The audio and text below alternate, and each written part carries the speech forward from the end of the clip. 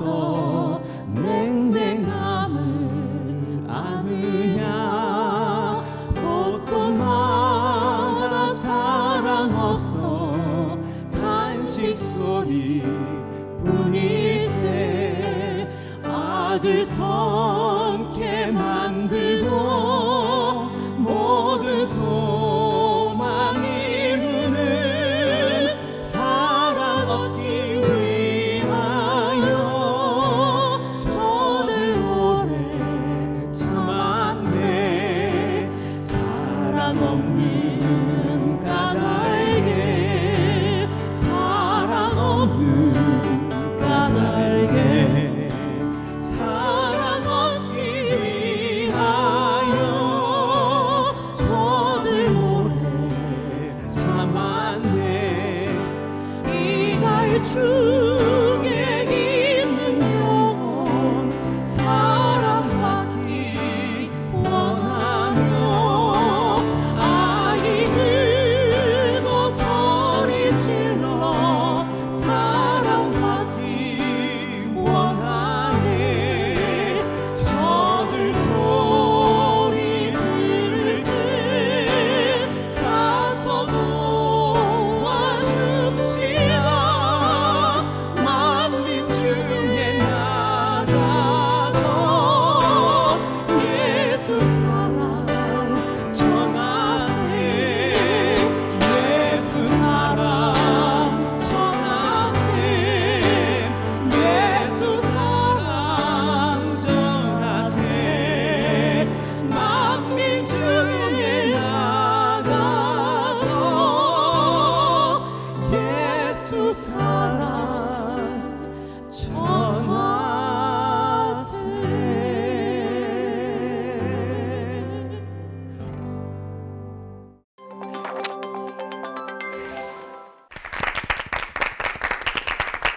남자는 여자 하기 나름이라는 말이 그냥 하는 말처럼 들려도요. 실제로 여자 잘못 만나서 비극을 맞이한 이들이 성경에 즐비합니다. 이런 여자 만나면 정말 큰일 나겠다 싶은 악녀, 악처. 누가 있을까요?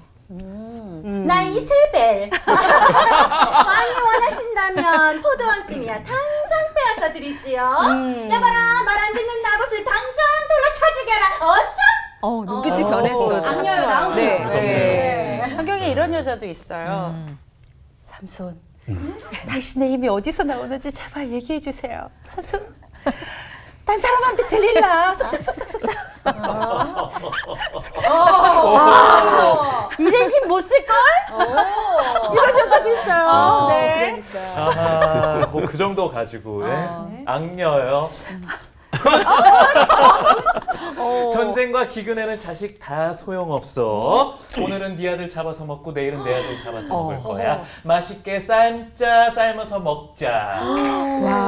살자고 하는 거니까 뭐 이런 여자도 있습니다. 소름 돋아요. 전도사님 벌써 이렇게 네. 얼굴이 하얗게 좋지가 않으시는데 네, 무섭죠. 네, 너무 무섭고요. 막 말이 더듬어지는데, 제가 그분들 남편이 아니라는 거 맞아요. 감사하고요. 네. 또 목사님들께 여쭤보고 싶습니다. 여사님들, 특별히 우리 여사님들 왜 이렇게 무섭죠? 아주 그 유명한 얘기가 있죠. 모든 악녀는 집에 살고 있다. 어이구. 아까 목사님이 카메라 돌기 전에 얘기하셨어요. 아닙니다.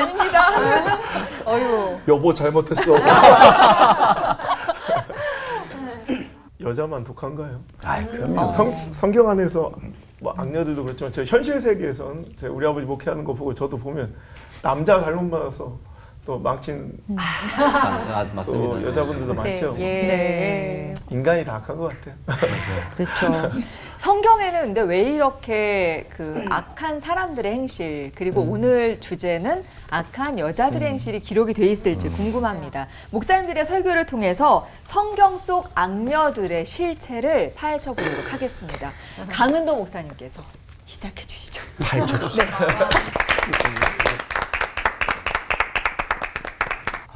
성경은 사람들의 이야기죠.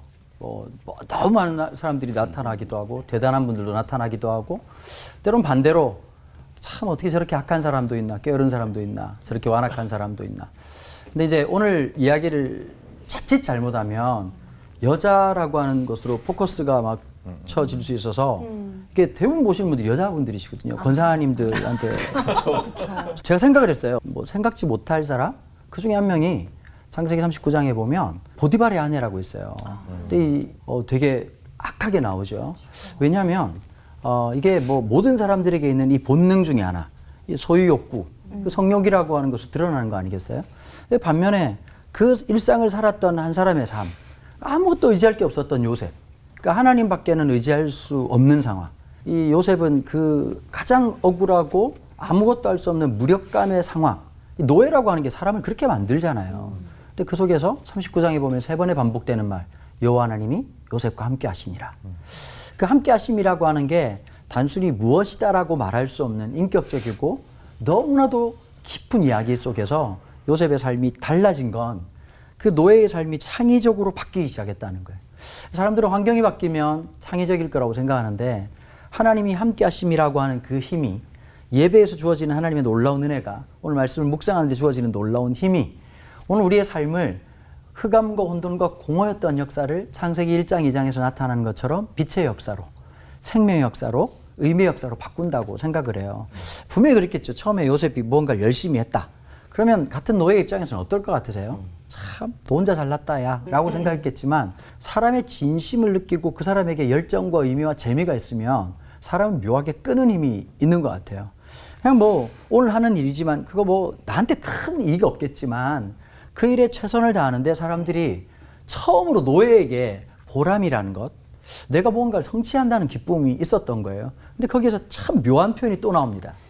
그의 주인 보디발이 여호와 하나님이 요셉과 함께 하심을 보았더라. 그 사실을 보면서 모든 것을 맡겨요. 이야기는 보통 이렇게 하고 끝나면 참 좋습니다. 만약에 저한테 이제 글을 쓰라고 했다면 이렇게 했을 것 같아요. 뭐 보디발이 너무 감동해가지고 같이 커피 한 잔 마시면서 요셉 뭐 힘든 거 없냐? 그러면 뭐 주인님 전 진짜 지금이 제일 좋습니다. 아 솔직하게 얘기해봐. 뭐 없냐? 그러면 사실 아버지 너무 보고 싶습니다. 그러면서 이제 고향에 좀 갔다 올 수 있도록 만들어준다면 이것보다 더 멋진 얘기가 어디 있겠어요. 근데 그렇게 끝나지 않고 모든 집안의 일들을 다 맡겼단 말이에요. 근데 그 다음부터 일이 하나 시작돼요. 이 보디발의 아내라고 이름도 모르는 한 여자가 나타나가지고는 자꾸 이제 와가지고 같이 동치미를 먹자. 같이 누나가 지금 라면을 끓였으니까 같이 동치미를 먹자. 자꾸 이렇게 얘기를 하는 거예요. 근데 그 당시의 상황에서는 주인의 권한은 이 노예를 살릴 수도 죽일 수도 있는 절대 권한이란 말이에요.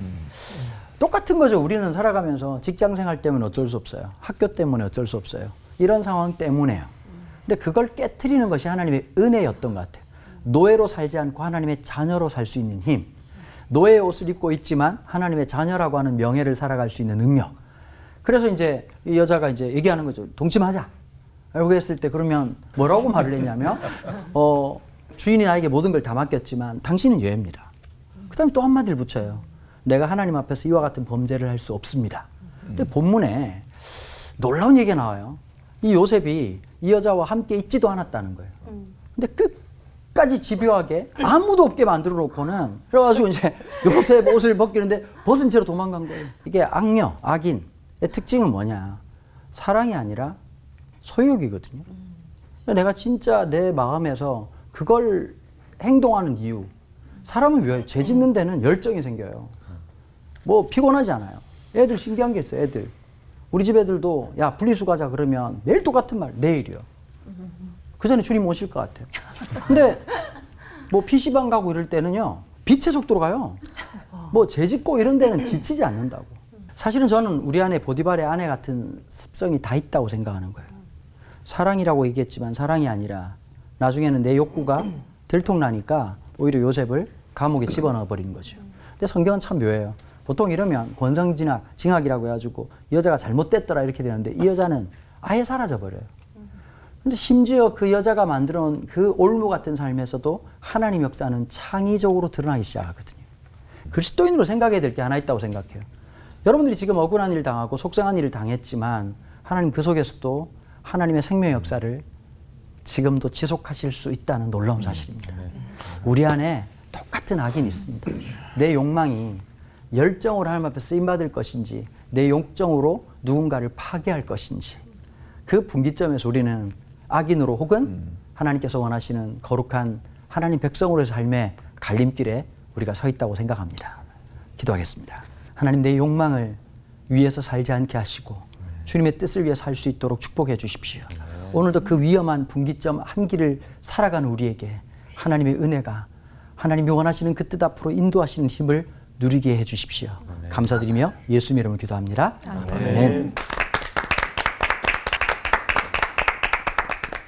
잠언 7장에서 한 아버지가 자신의 아들에게 성적으로 유혹하며 다가오는 악녀에 대해서 가르칩니다. 그녀가 얼마나 삶에 치명적인 결과를 주는지 말해주는 거죠. 그래서 생생한 가르침을 위해서 예화를 듭니다. 한 어리석은 젊은이가 어두운 밤 골목에서 기생옷을 너무 예쁘게 입은 여인을 만납니다. 음녀는 달콤하게 다가와서 젊은이의 감각을 자극합니다. 음녀는 자극적인 옷을 입고 그에게 입맞추며 유혹하는 거죠. 자신이 얼마 전에 화목 제물을 드렸고 그러면 음식이 남거든요. 그 제물에 음식을 있으니까 저녁 맛있게 먹자. 그뿐만 아닙니다. 이제 음녀는 남자가 거부할 수 없도록 성적 관계에 아주 좋은 환경을 시각화합니다. 내 침상은요, 애굽무늬 그리고 달콤한 향료가 배어 있습니다. 여러분, 정말 이런 성경 말씀이 있나요? 그렇습니다. 여러분, 16절부터 18절에 이렇게 되어 있죠. 내 침상에는 묘와 애굽무늬가 있는 이불을 폈고 모략과 침향과 계피를 뿌렸노라. 오라, 우리가 아침까지 흡족하게 서로를 사랑하며 사랑함으로 희락하자. 그리고 자신의 남편도 집을 멀리 떠나 보름 후에나 온다고 유혹합니다. 19절 20절입니다. 남편은 집을 떠나 먼 길을 갔는데 은주머니를 가졌은즉 보름날에나 집에 돌아오리라. 여기서 잠깐 되게 신실해 보이는 우리 형제 두 분이 계신데 우리라면 이 유혹 앞에서 어떻게 했겠습니까? 감사합니다. 이렇게 하는 것이 사실 대부분일 수 있죠. 이 젊은이는 어떻게 했을까요? 이 젊은이는 음녀가 달콤하게 다가와 감각을 자극하자 그의 도덕적, 영적 감각이 마비가 돼버립니다. 이 젊은이는 이제 어떻게 되는 것일까요? 아버지는 그 결과를 다음처럼 말해줍니다. 20절, 23절이죠. 젊은이가 곧 그를 따랐으니 소가 훅 도살장으로 가는 것 같고 미련한 자가 벌을 받으려고 쇠사슬에 매이러 가는 것 같도다. 필경은 훅 화살이 그 간을 뚫게 되리라. 새가 빨리 그물을 들어가되 그의 생명을 잃어버릴 줄을 알지 못함과 같으니라. 음녀에게 끌려간 사람의 결과는 도살장으로 확 끌려가는 소와 같다는 것이죠. 그 고통은 화살이 간을 뚫는 것 같은데 극한 고통이 찾아온다는 의미입니다. 이제 아버지는 아들에게 마지막 권유와 경고를 말합니다. 어떤 것일까요? 사실 성경에는 악인 정도가 아니고 좀 성격 나쁜 여자, 우리 곧 보게 될 브린나 같은 사람도 있고 또 헌금하고 죽은 아나니아와 삽비라 같은 사람도 있습니다. 그런 사람들은 때로는 받아주고 또 멀리해야 되는데 이런 음녀의 성격을 가진 독한 여인 같은 경우는 그런 것이 아니고 쳐내라는 거죠. 24절 26절입니다. 이제 아들아 내 말을 듣고 내 입의 말에 주의하라. 내 마음이 음녀의 길로 치우치지 말며 가라는 거죠. 그 길에 미혹되지 말지어라. 대저 그가 많은 사람을 상하게 엎드러지게 하였나니 그에게 죽은 자가 허다하니라. 잘라내라는 겁니다. 여기서 질문이 생깁니다. 이런 치명적인 성적 유혹으로 다가오는 악녀는 도대체 어떻게 대처를 해야 될까요? 첫 번째는요, 개인적으로는 육체적 자극의 경로를 차단하라는 겁니다. 여러분, 보지 말라는 거예요. 품지 말라는 거예요. 그냥 딱 차단해 버리자는 겁니다. 그러면서 차단과 동시에 영적 감각은 계속 세워야 됩니다. 그러니까 육체적 자극은 끊고 영적 감각은 세우는 것이죠. 이게 개인입니다. 둘째, 가족적인 차원이 있습니다. 남편과 아내가 하나님이 주신 부부관계 속에서의 주신 사랑을 충분히 누리라는 겁니다. 남편이 사랑을 나눌 수 있는 사람은 아내밖에 없습니다. 이게 되게 중요한 거예요. 더불어 공동체도 있습니다. 공동체는요, 서로 조심하는 거예요. 서로 귀하게 여기되 믿지 말라는 겁니다. 조심해라 이겁니다. 유혹이 되지 않도록 서로 노력해야 하는 겁니다. 사회나 교회에서 가정끼리 만남이 필요합니다. 유익할 때가 있죠. 그러나 상대방 배우자에 대해서 지나친 관심을 갖는 것, 그 배우자에 대해서 지나치게 관심을 갖는 것은 안 됩니다. 그렇게 도를 넘는 정서적 친밀감을 가질 때 문제가 늘 생길 수 있기 때문입니다. 결혼 전의 청년이라면 여러분들이 그 상대방의 육체적 매력보다는 어떤 인격적인 것에 대해서 관심을 충분히 가졌으면 좋겠습니다. 지금 잠언은요, 아버지가 아들에게 경고를 하고 있기 때문에 음녀에 대해서 얘기하고 있는 거예요. 그런데 당시에 그게 문화였거든요. 아버지가 대표고 자녀의 대표가 아들이었으니까. 그러나 요즘 그런 게 아니죠. 아버지가 딸에게, 저도 딸이 있습니다. 딸에게 얘기해 준다면 음녀에 대해서 얘기하지 않고 아마 음남에 대해서 얘기했을 겁니다. 사실 더 문제는 음녀보다 음남이 더 많죠. 성적 문제를 일으키는 것은 남자가 훨씬 더 많습니다. 성경은 음남이 더 위험하다고 말하는 경우가 많이 있습니다. 음녀, 음남 가리지 않고 모두 영적 분별이 있고 때로는 과감하게 쳐내고 우리의 가정으로 달려갈 수 있는 멋진 성도 될 수 있게 주님의 이름으로 축복드립니다. 아멘. 기도하겠습니다. 아버지, 영적 감각을 세우게 하여 주시고 육체적 감격은 차단하게 하여 주시고 우리에게 주신 부부의 관계는 소중하게 누릴 수 있도록 도와주시옵소서. 감사드리고 예수님의 이름으로 간절히 기도드리옵나이다. 아멘.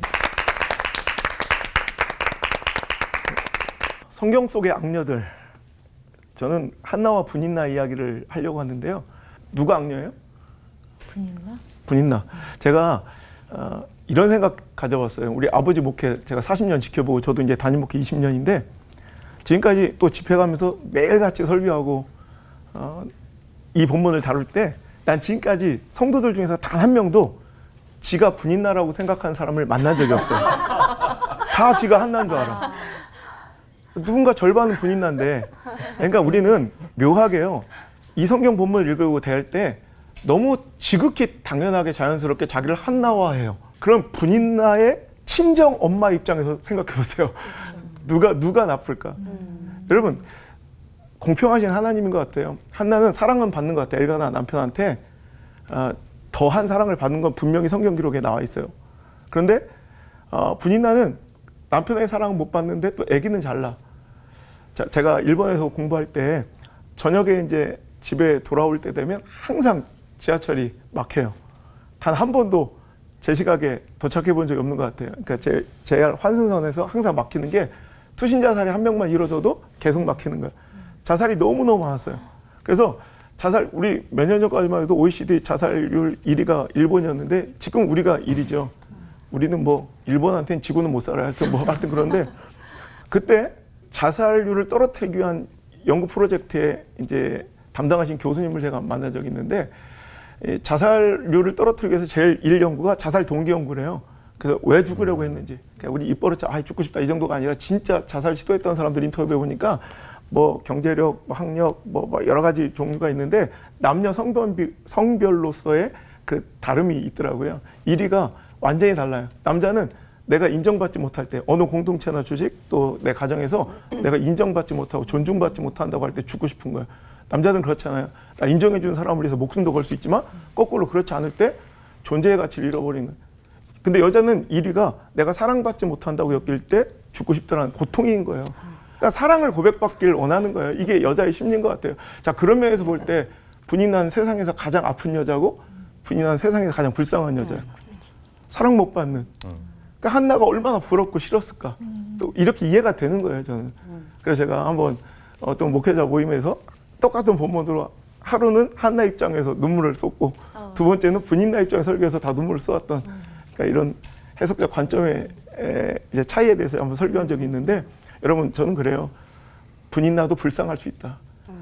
나도 누군가의 분인날 수 있고 또 내가 그렇게 그토록 미워하는 분인나도 또 저마다의 아픔과 고통이 있을 수 있다는 걸 이해하고 좀 그의 마음을 이해할 수 있는 헤아릴 수 있는 그 마음의 여유가 바로 성숙이고 믿음의 깊이인 것 같아요. 이렇게 불쌍한 내가 악렬하고 취급하고 단정지어버린 그 분인나를 품을 수 있는 아름다운 용기가 있길 주님을 축원합니다. 두 번째로 저는 분인나가 고마운 것 같아요. 만약 한나랑 분인나랑 사이가 겁나 좋았어. 그럼 이렇게 기도했을까요? 그죠? 뭐 안 했을 것 같아. 우리 옛날에는 우리 동네마다 이렇게 좀 그런 쿨한 아저씨들이 있었거든요. 소팔로 나가서 안 들어와. 한동안 있다가 들어오는데 어떤 여자분을 데리고 들어와요. 또 그 다음에 또 밥하러 나갈 때 데리고 왔던 분 데리고 가야 되는데 그냥 두고 나가신 분이 있어요. 그러면 둘이 막 싸울 것 같은데 두 분이 형님 동생 하면서 서로 의지하면서 이렇게 잘 사는 경우도 저는 봤거든요. 만약에 한나랑 부인나랑 그렇게 서로 그냥 의지하면서 이렇게 살았다면 성님 뭔 일이에요? 자넨 내 마음 모르네. 자넨 애가 있고 난 없지 않은가? 아 성님 그게 뭐 섭한 말이에요? 우리가 남이에요? 얘들아 다 모여봐라. 예, 지금부터 내 말 단단히 들어라. 이제부터 이 한나 성님도 다 너희 어머니라 인사드려. 엄니? 그럼 한나가 참말인가? 팔짱 끼고 맨날 마트나 다니고 백화점 다니는 거예요. 근데 오늘 이 분인나로 인해 마음이 격분되고 온통했던 그는 할 수 없이 매달려 하나님께 죽기 살기로 기도하여 그 끈질긴 기도를 배웠고 깊은 영성을 소유했기에 사무엘이라는 전대미문의 종을 아들로서 품을 수 있었던 것이 아닌가. 어찌 보면 이 분인나는요 끔찍하게 싫지만 나를 고통스럽게 하지만 그러므로 인하여 나의 영성을 더 깊게 더 강하게 만들어주는 영적인 런닝머신일 수 있고요. 내가 알지 못하는 축복의 세계로 나를 인도해주는 영적인 내비게이션일 수 있다는 거예요. 마치 보디발의 아내처럼 그러니까 너무 지긋지긋했지만 그 때문에 하나님이 그를 상상도 못, 자기는 알지도 못하는 그 길로 애굽의 총리로의 길을 내비게이션 이렇게 인도해 주더라고요. 근데 요즘에 우리들의 실패, 패착 그 원인들을 가만히 살펴보면 분인나 악녀를 만났을 때 분인나랑 싸워. 실은요 분인나랑 상대할 게 아니라 하나님과 상대해야 돼요. 기도로 하나님께 쇼부봐야 되는데 우리 잡고 있는 분인나 그 머리끄댕이를 놔야 돼요. 우리는 분인나 머리끄댕이 잡고 싸우니까 더 갈등은 깊어 더 아파지는 거예요. 분인나 싸움도 잘해. 그러다 더 두드려 맞아.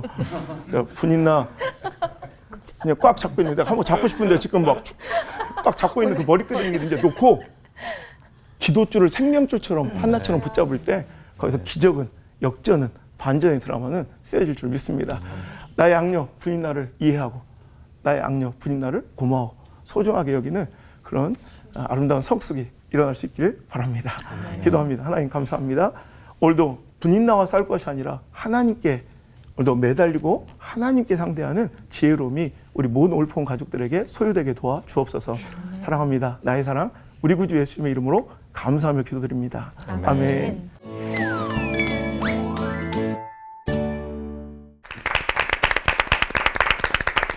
성경 속의 악녀들 집중해서 듣다 보니까요. 이게 선과 악 이렇게 해서 딱 금을 그을 수 있는 게 아니라 우리 안에도 정말 다양한 모습들, 스펙트럼이 있겠구나라는 생각이 드니까 오싹해지는 것 같아요. 우리 안에는 뭐가 들어있나라는 생각도 들고요. 우리 세 분 목사님께서 그러면은 우리 한 명씩 그런 악녀 대표적인 사람을 말씀해 주시고 그들이 그렇게까지 말씀하신 것처럼 그렇게까지 갈 수밖에 없었던 그 안의 것들 좀 중심에 뭐가 있었고 또 악녀들의 공통점인 그들의 그 죽음에 이르게 한 그것은 또 무엇인지를 한 명씩 좀 이렇게 이야기해 주시면 감사하겠습니다. 뭐 제가 설교한 것처럼 이제 보디발의 아내 같은 경우에는 자칫하면 이놈을 살려두면 자기의 모든 게 들통날 수 있잖아요. 그러니까 결국 죽게 만드는데 이게 굉장히 앞뒤 구조를 잘 보셔야 돼요. 똑같은 역할을 누가 했냐니까 요셉의 형들이 했단 말이에요. 지금 구덩이에 집어넣고 거의 죽을 뻔한 거 있는데 죽이느냐 마느냐 그러다가 팔아버렸어요. 팔았다는 이야기 속에서는 내가 직접 살인이 아닌 간접 살인하겠다는 뜻이고 이 보디발의 아내 같은 경우에도 이 내가 죽이는 것이 아니라 지가 죄를 잘못 지어가지고 감옥에서 죽는 거예요. 여기서 중요한 어떤 신학적인 맥락이 하나 나와요.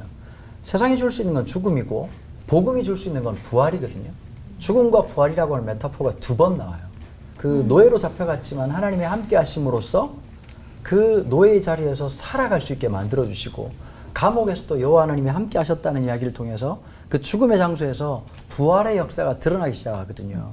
세상은 항상 우리에게 죽음으로 위협하는 것 같아요. 근데 그리스도인들이 알아야 될 것은 이런 거예요. 저 죽음에 우리가 들어간다 할지라도 우리가 곧 다시 주님 앞에서 우리가 부활을 살아갈 거라고 하는 종말론적인 신앙뿐만 아니라 오늘 그 문제 속에서도 주님이 우리와 함께 한다는 그 믿음으로 우리는 부활을 사는 거라고 생각하거든요. 그러니까 이제 세상이 주는 악녀를 묵상하지 말고 그걸 자꾸 묵상하니까 그것만 생각하고 그것만 보니까 늘 마음이 어려워지는데요. 하나님이 우리와 함께 하신다는 그 고백을 가지면 죽음조차도 생명으로 바꾸시고 어둠조차도 빛으로 바꾸시는 그 참된 역사가 있을 거라는 고백을 하게 됩니다. 저는 그냥 막 생각나는 게 하와가 제일 먼저 생각이 나고요. 어찌 보면 제일 우리 오늘의 삶에 영향을 가장 많이 미쳤잖아요. 그리고 또 이세벨 같은 여자, 또 드릴라 같은 여자. 이제 공통점은 그거예요. 하나님과의 관계를 끊어버리는 또 하나님과의 관계 생명줄 같은 말씀 탯줄을 이렇게 이세벨 같은 경우에도 주의 종들을 다 쳐 죽이고, 그러니까 하나님과의 관계를 끊어버리는 것이 저는 가장 악한 것 같아요. 짓이죠. 그래서 우리가 다른 건 몰라도 우리 뭐 악녀라는 게 꼭 성별로 여자 뭐 남자 여자에 집중하지 말고 우리 가운데 오늘도 여러 가지 교묘한 이 시대 또 음녀의 옷을 입고 가면을 쓰고 와서 하나님과의 관계를 교묘히 끊으려고 하는 그 이 시대의 음녀들 악녀들을 참 조심해야 될 것 같아요. 성경 전체는 음녀라는 표현이 굉장히 많습니다. 근데 여기서 이제 성경이 어떻게 확대가 되냐면 이 음녀가 이게 개인이 아니고 세상으로 확대가 되는데 계시록에는 이제 큰 음녀, 그러니까 음녀 오브 음녀스, 음녀의 최고봉 음녀가 나오는데 이게 바벨론이에요. 그래서 큰 음녀 바벨론이라고 이렇게 됐습니다. 또 7 대접을 가진 7 천사 중 하나가 와서 내게 말하여 이르되 이리로 오라. 많은 물 위에 앉은 큰 음녀가 받을 심판을 내게 보리라. 왜 심판을 하시냐? 2절에 보면 땅의 임금들도 그와 더불어 음행하였고, 그러니까 지금 여기가 여성만 나오는 게 아니고 땅의 임금들이 이 여자와 음행을 합니다. 그리고 땅에 사는 자들도 그 음행에 포도주에 취하였다라고 말합니다. 그리고 뭐라고 말하냐면 성령으로 나를 데리고 광야로 가니라. 내가 보니 이제 실상을 보게 하는데 여자가 붉은 빛 짐승을 탔는데 그 짐승의 몸에 하나님을 모독하는 이름이 가득하고, 그러니까 이게 단순한 음녀의 개념이 아니고 이제는 마지막 세상의 차원으로 가는데 이게 하나님을 모욕하는 거죠. 대적하는 걸로 가는 겁니다. 그러면서 말하기를 그의 이마에 이름이 기록됐으니 비밀이라 큰 바벨론이라. 그래서 이제 이거는 도시를 말하고 있는 거잖아요. 음녀가 도시와 연결된다는 거예요. 바벨론. 바벨론의 특징이 뭡니까? 하나님을 대적했던, 하나님의 사람들을 죽였던 이런 도시와 음녀를 결합하고 있다는 거죠. 그러면서 아주 끔찍한 장면이 나오는데 6절에 또 내가 보매 이 여자가 성도들의 피와 예수의 증인들의 피에 취한지라. 그러니까 이게 그 술같이 뭘 먹냐면 피를 마시는 거죠. 성도들의 피를 마시고 그 다음에 이제 그 피에 취한다 이렇게 말합니다. 나중에 어떻게 되냐면 18절에 또 내가 본 그 여자는 땅의 왕들의 다스리는 큰 성이라. 이게 다시 도시랑 연결됩니다. 악녀를 지금 음녀로 표현하고 있는데 이 음녀가 전체적인 성경 맥락에서 보면 사회, 경제, 문화로 다 확대가 되고 있다는 것을 말하는 겁니다. 개인의 죄가 이제 세상의 죄로 변한다는 거죠. 그러면 개인으로부터 해서 계시록과의 특징이 뭐냐? 악녀 그리고 그와 합한 어떤 악의 세력은 하나님을 욕하고 거절하게 만든다. 1번. 그런 사람을 만나면 무조건 하나님에 대해서 단절시킨다. 두 번째, 영적, 육체적 음행을 하게 한다. 육체적 음행은 뭐 알고, 영적 음행은 이제 하나님을 버리고 세상의 것들을 우상 숭배하게 만드는 거죠. 그다음에 반드시 그것을 취하게 해서 폭력이나 거짓, 살인을 행하게 한다. 그 다음에 뭐 여기까지는 아는데 네 번째로는 계시록에서 보는 것처럼 세력화한다. 그리고 권력화해서 점점 피해 나갈 수 있는 구조로 만든다. 이렇게 말하는 거죠. 결국 개인으로부터 전체 구조가 하나님 나라를 대적하게 만든다는 겁니다. 그래서 이게 성경에서 말하는 가벼운 악녀, 음녀의 개념이 아니고 우리가 개인으로도 이 세상 속에서도 이 살아나가는 구조입니다. 자, 그렇다면 우리는 어떻게 될 것인가? 우리는 그래서 계속 성경을 통해서 질문해야 되는 거죠. 구조적인 악까지 또 그렇습니다. 정리를 해주셨네요. 네. 쉽지 않네요. 이 악녀들, 뭐 악녀, 악남, 뭐 음녀, 음남, 뭐 그 사람들을 보면은 대부분 다 자기 손에는 피를 안 묻히고 항상 다른 사람을 이용해서 악행을 저지르고 그러잖아요. 그리고 또 그런 사람들을 그냥 뭐 우리가 모로새로 있거나 가만히 내비두면 그냥 점점 더 치밀해지거나 아니면 멈추지 않고 더 심하게, 더 나쁘게, 더 악랄해지는 이유들이 있는데 왜 그렇게 되는 걸까요, 강한도 목사님? 네. 그리고 이거 이 계산적이고 계획적인 악들은, 의도적인 악들은 하나님께서 약간 더 엄하게 벌하시나요? 아주 허접한 살인은 직접적 살인이 있지만 교묘하고 계획적일 때는 항상 청부살인이에요. 대부분 다. 그러면 이런 걸 하나님 어떻게 벌하시는가? 그 성경은 벌하시는 내용에 집중하지 않고 그 역경 속에서 하나님 백성이 어떻게 살아갔는가를 얘기하는데 그럼에도 불구하고 말씀하신 질문에 답을 드리자면 전 최고의 벌은 인생을 살면서 알 수 없는 찝찝함이라고 생각해요. 이렇게 답변할 수 있어요. 요셉도 이해가 안 되는 게 하나 있는 거예요. 왜 형들이 난리를 했을까? 총리가 되고 먹을 거 걱정 없고 그런데도 갑자기 어느 과거의 그 시점을 딱 생각하면 너무 섭섭하고 갑자기 내가 버려진 것 같은 느낌이 들었을 거예요. 묘한 형태가 성경적으로 설명할 때 되게 힘든 게 있어요. 틀었다 놨다를 하는 거예요. 이건 제가 볼 때 신학이라고 하는 틀보다는 좀 심리학적 접근을 하는 게 좀 필요하다고 생각을 해요. 어느 날 생각했을 것 같아요. 한 번 정도는 내가 형을 만나면 어떻게 될까? 시뮬레이션. 그냥 모르죠. 성경에는 안 나오지만. 근데 그게 현실의 눈앞에 펼쳐졌을 때 내가 생각했던 결론으로 가는 게 아니라 무의식의 출렁거림을 그대로 노출하고 있어요, 성경은. 와가지고 막 벌벌 떨고 있는데 뭐라고 하죠? 스파이가 아니냐. 너 스파이지. 스파이라고 하는 말이 중요한 게 아니라 너희가 간첩이라는 게 중요한 게 아니라 죽일 구실을 찾아요. 요셉도 묘한 쪽으로 가요. 그런데 이해 안 될 또 하나가 있는 거예요. 나이가 들고 나니까 형들이 이해가 돼. 내가 아버지의 편애를 받았다는 게 누군가에게 너무 아픈 일이고 고통 그 두 가지가 출렁거림이 있으면서 또 밥을 먹여요. 또 형들은 날 죽이기 전에 또 마지막 식사인가. 근데 이제 자기네들 언어로 얘기를 하는 거예요. 서열을 기가 막히게 맞춰. 또 그 얘기를 또 요셉이 들어. 그래가지고 내가 점 잘 치는 줄 알지 못하느냐? 이런다고. 또 무당 노릇을 해. 그리고 또 이제 또 물어봐. 아버지 잘 계시냐? 아버지 계시다. 혹시 더 핏줄이 있는지를 또 물어봐요. 있다는 거예요. 그때 그럼 데려와야 된다. 그리고 이제 보낼 때 이제 자루에 모든 걸 그대로 뒀단 말이에요. 이 곡식 떨어진가 또 오는데 그때 또 실갱이를 벌이면서 묘한 장면이 또 한 번 연출이 돼요. 마지막 베냐민을 데려가려고 하는데 아버지가 날 때려 죽여라. 이놈 새끼 나 요셉 그렇게 할 때 내 지금 생각만 해도 지금 피가 끓어오르는데 나 못 간다. 그러니까 누가 나서느냐면 묘하게도요.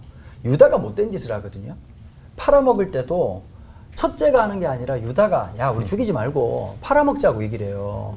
그런데 유다가 이번에는 왜 그랬는지 모르겠지만 거기에 내 목숨을 걸어요. 참 이게 딜레마죠. 이 아이러니한 게 있죠. 그렇게 악을 주동하던 사람이 오늘 그 악에 대한 책임을 지는 장면에서 그러니까 언뜻 복음의 그림자들이 계속 왔다 갔다 하면서 겹쳐요.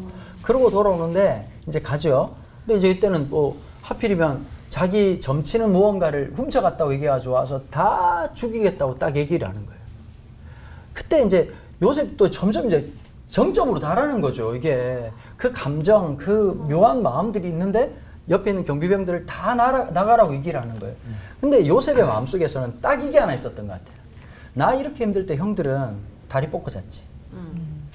나 어떤 시간을 보낸 줄 알아. 나 진짜 비참하게 죽을 뻔했어. 근데 형들은 마지막 기억하는 게 돈을 세고 돈을 나눠주면서 웃고 있는 그 모습을 지울래야 지울 수가 없는 거예요. 그러니까 형들은 너무 편했을 것 같은데 요셉의 마음을 높였던 건 딱 하나였어요. 그 형제들 중에 딱 한마디를 하는 거예요. 우리가 그때 그 아이에게 했던 행동이 오늘 이와 같은 일을 벌였고 우리 인생을 그렇게 만들었다. 내가 그때 그 아이를 그렇게 했으면 안 되는데 그 수건대고 있는 형제들끼리도 말하지 못했던 인생이 잘 안 풀리고 찝찝한 거요. 근데 그 찝찝함의 원인을 그 아이 때문이라고 누구도 말 못하는 거예요. 근데 그 아이 때문이란 말을 요셉이 듣고는 대성통곡을 하는 거예요. 그리고 위대한 말을 하죠. 형들은 나를 팔았지만 하나님 나를 여기 보내셨다. 저는 그렇게 생각해요. 최고의 벌은 뭐냐? 죽이고 고통스럽게 만드는 게 아니라 찝찝함을 주시는 거라고 생각해요. 혹시 이 방송을 보시는 분들 중에 그 찝찝함에서 아무리 아니라고 부정한들 그게 중요한 게 아니라 정직하고 진실하게 나 그랬습니다 라고 하는 순간 내 생각에 저주였고 고통이라고 생각했던 게 갑자기 참된 자유를 주고 기쁨을 주는 위대한 반전의 이야기. 여전히 하나님의 은혜는 형벌에 있지 않고 회복에 있다는 것.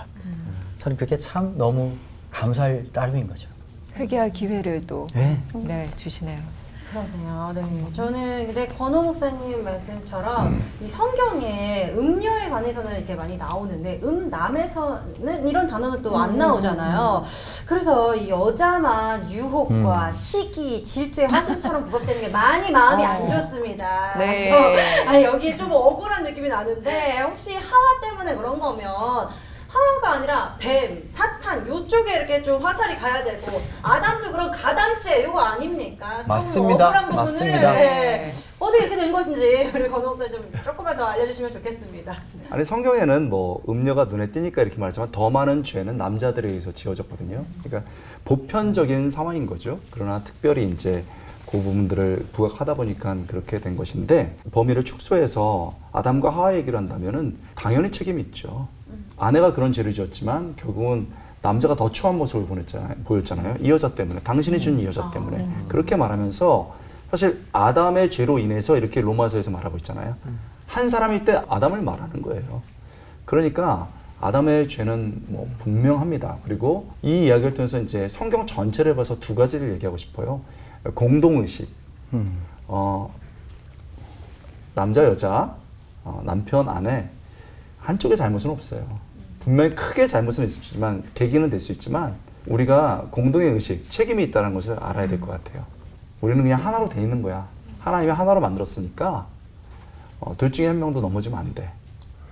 이렇게 공동의식을 갖는 건 되게 중요하고 그 다음에 문제가 생겼을 때도 이건 우리 책임이야. 이렇게 말하는 건 되게 중요한 것 같아요. 또 하나는 보호의 마음을 가졌으면 좋겠어요. 서로에 대해서. 공동의식뿐만 아니고 여성들은 아까 잠언의 말씀처럼 정말 남자를 사랑해주고 또 같이 기쁨을 나누면서 지혜로운 여인이 되게 하는 게 되게 중요하죠. 지혜의 여인처럼 남편을 살아가는 게 되게 중요해요. 남자는 그것과 더불어 조금 더 무거운 책임이 있는 것 같아요. 가정, 특별히 아내를 굉장히 보호해야 될 입장에 있는데 그게 왜 그러냐면 이제 구약의 경우를 보면 나오미가 룻에게 보아스의 타작마당에 가서 네 발 밑에 누워라 이렇게 얘기했어요.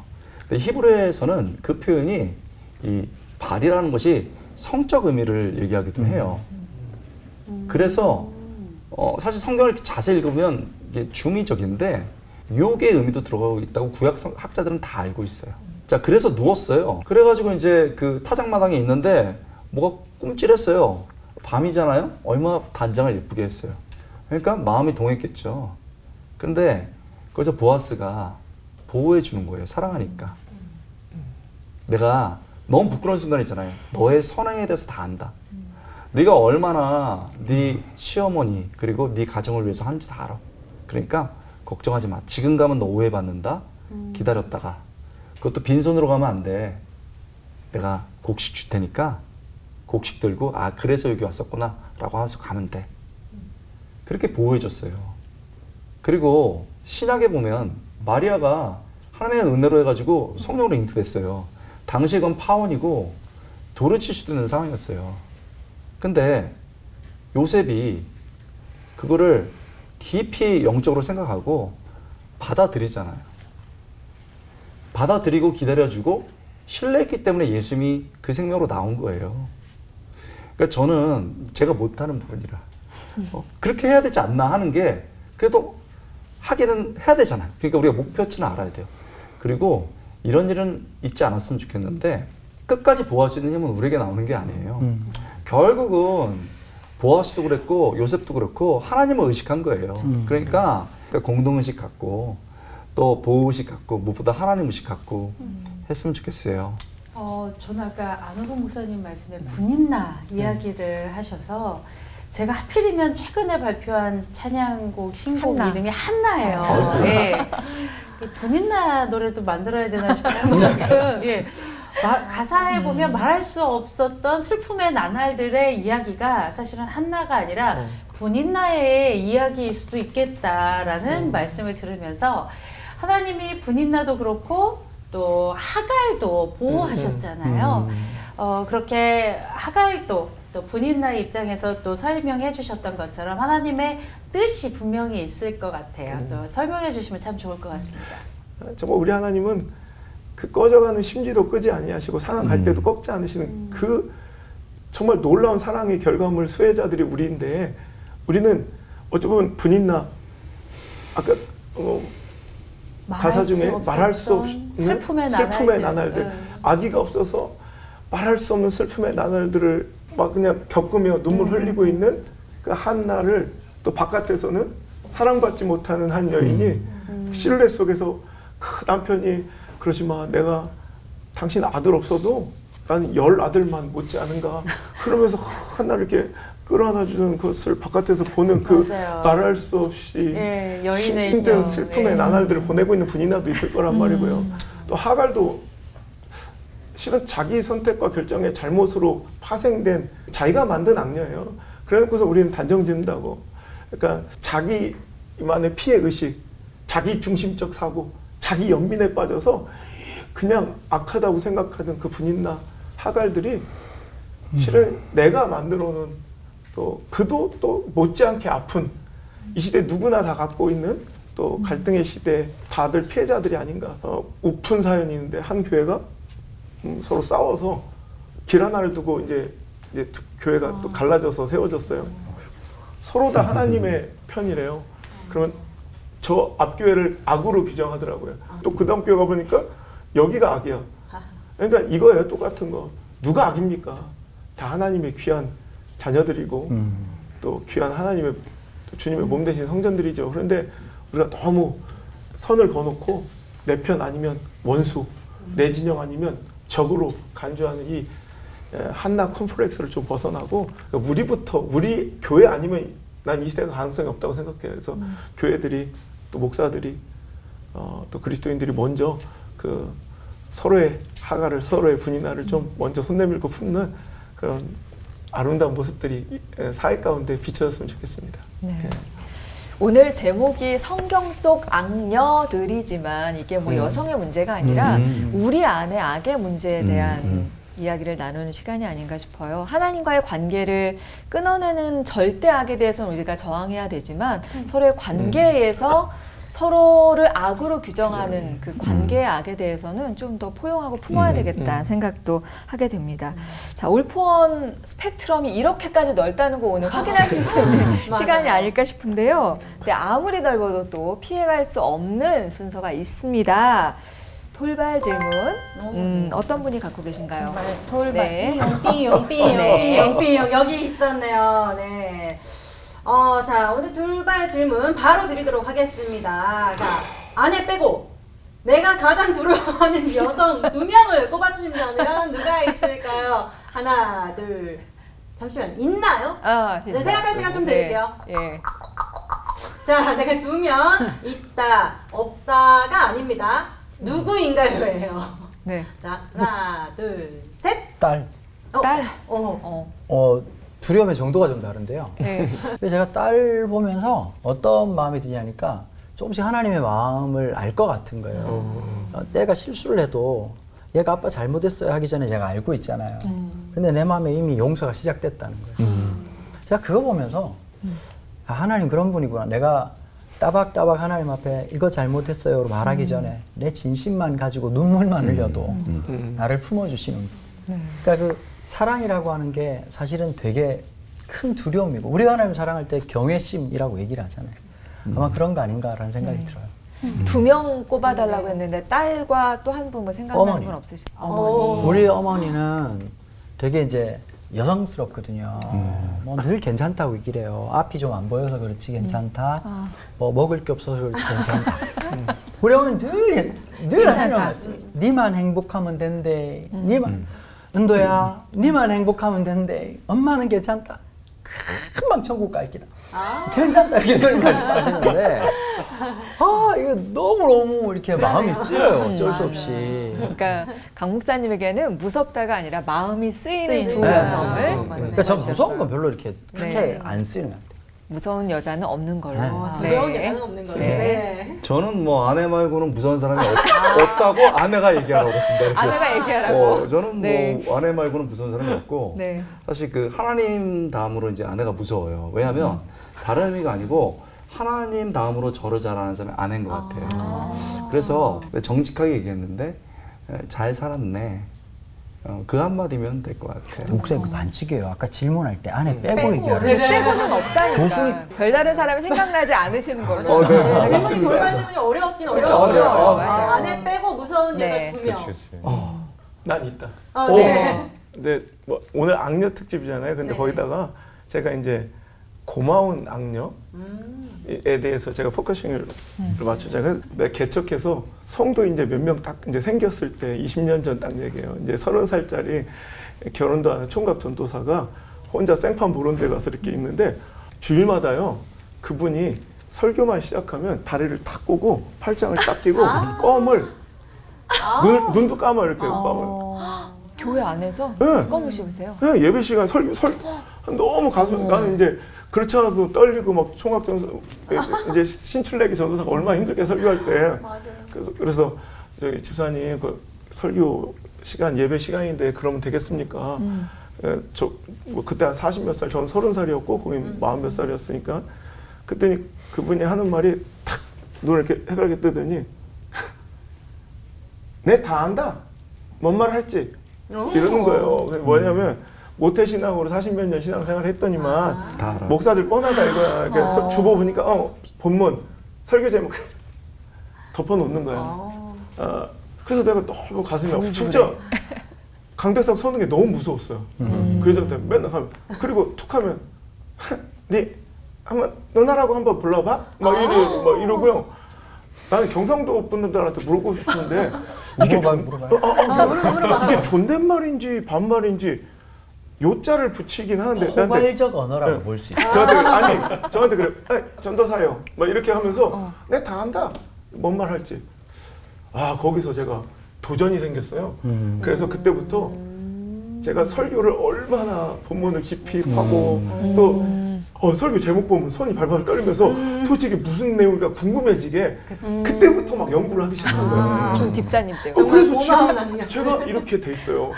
그래서 나는 지금도 그분한테 고마워요. 그때 그렇게 나를 무시해주고 나를 강대상 서는데 두렵게 만들어준 결론적으로는 경상도 여인이 안호성 목사님 만든 거네요. 그렇죠. 그리고 한 분은 제가 개척하고서 20명이 됐는데 그 중에서 한 13명이 한 가정이야. 그더니 교회를 떠나갔는데 한번 교회를 막 자주자주 하면서 교회를 나가면서 이것은 다 방송을 할 수 없을 정도에 네가 언제부터 목사라고 죄종이라고 그분들 때문에 정말로 제가 금식해서 기도했고 그래 나는 하나님 은혜가 아닌 목사가 될 수 없는 사람이야. 그 정체성을 분명히 알려주신 그분들 때문에 진짜 저한테는 악역을 감당해 주신 물론 그 현장에선 아팠어요. 그들이 날리는 막 김치 싸대기는 아프고 뿌리는 불은 자존심 상했지만 실은 내가 어느 순간 나무 주연처럼 서 있을 때 저는 그분들께 영광을 한번 돌리고 싶더라고요. 그래서 그분들이 저한테는 아내 빼고 제일 무서웠던 여자분들이에요. 오늘 그 악의 문제에 대해서 이야기를 나누다 보니까요. 우리를 둘러싸고 있는 사람들이 우리에게 어떤 영향을 주는지 또 그리고 그걸 우리가 어떻게 대응하고 있는지에 대해서 생각을 많이 하게 되는데 네, 성경 속에도 이렇게 악녀가 나오고 우리 현실에도 악녀가 있지만 뭐 드라마나 이런 영화 속의 악녀들은 정말 무섭잖아요. 근데 저는 요즘에 살면 살수록 그런 것보다 현실 속의 악의 문제가 너무나 무섭게 다가오는 것 같아요. 이 세상과 그 악인들이 저희에게 이렇게 좋지 않은 감각을 계속해서 자극을 하고 약간 영향을 끼치는 것 같거든요. 그러면은 이 어떻게 하면 악을 내 안에서 또 그리고 우리 안에서 끊어낼 수 있을까요, 목사님? 이 사람이 무서운 세상이 되면 안 되는 거잖아요. 그렇죠. 교회라고 하는 데가 딱 안전한 질문과 대답만이 왔다 갔다 하는 정직한 것보다. 그래서 좀 우리 목사님들이 좀 더 정직하게 자기를 오픈하고 뭐 좀 그러면 좋을 텐데 자기 집은 너무 고상하다는 식으로 얘기를 하는 것도 이거 되게 위험한 거예요. 좀 정직하면 좋겠다는 생각. 또 하나는 좀 운동하셨으면 좋겠어요. 운동을 얼마만큼 해야 되냐면 숨이 차서 넘어질 때까지 하시면 조금 극복돼요. 그러니까 자기 어떤 감정을 컨트롤하기 위해서 그 감정에 함몰되지 않도록 하는 훈련들, 그게 뭐 경건의 뭐 독서라든지 여러 가지 것을 통해서 자기만의 좀 루틴 가지시면 참 좋겠다는 생각이 들어요.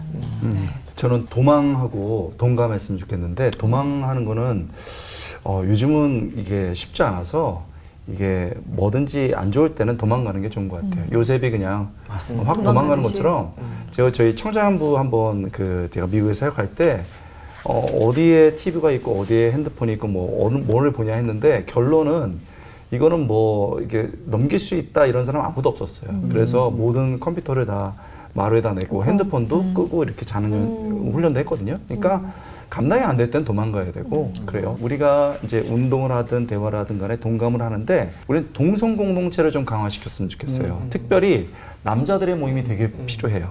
남자들끼리 솔직히 얘기하고 어려움들을 하는 게 되게 중요한 것 같아요. 여성들도 여성들끼리 강화시키면서 특별히 교회 안에서 남성 모임들이 많았으면 좋겠고, 우리가 이렇게 어려움들에 처해 있다라고 말하면서 이렇게 해서 하면 좋을 것 같아요. 우리 도망가고 동감하고. 네. 옛날에 우리한테는 마약 뭐 이런 건 영화 속에서 나오는 이야기여서 그런 걸 갖고 막 고민하거나 내가 마약에 안 넘어져야지 이러지 않았는데, 요즘에는 너무 접촉이 쉽고, 제가 얼마 전에 만난 청소년은 피자값보다 싸게 처음에는 막 공급을 한대요. 아 그래, 가장 가까이에 있을 때, 이제 내가 만질 수 있을 때, 접촉할 수 있을 때부터 유혹은 막 몇 배가 커지는 거예요. 그러니까 제가 그래서 막 간곡히 우리 다음 세대한테 막 울면서 얘기해요. 손대지 않는 게 가장 현명하고 가장 그 유혹을 뿌리칠 수 있는 방법이라고. 그러니까 그런 유혹을 좀 도망치는 거, 저는 그게 좀 좋을 것 같아요. 복 있는 사람은 악인의 길을 좇지 아니하고 죄인의 길에 서지 아니하며 오만한 자리에 앉지 아니하고, 이제 그 다음이 오직 여호와의 율법을 주야로 묵상한다 이잖아요. 그러니까 우리가 우리를 정말 좋은 환경에 노출시키고 좋은 사람들을 만나고 이러면서 악보다는 선한 환경에 우리를 좀 노출시켰으면 좋겠습니다. 악에 맞서서 복 있는 사람으로 살아가기로 약속하면서 오늘 마무리하도록 하죠. 약한 나로 강하게, 악한 너는 약하게. 말씀의 은혜로 하나 되는 시간. 올포 원.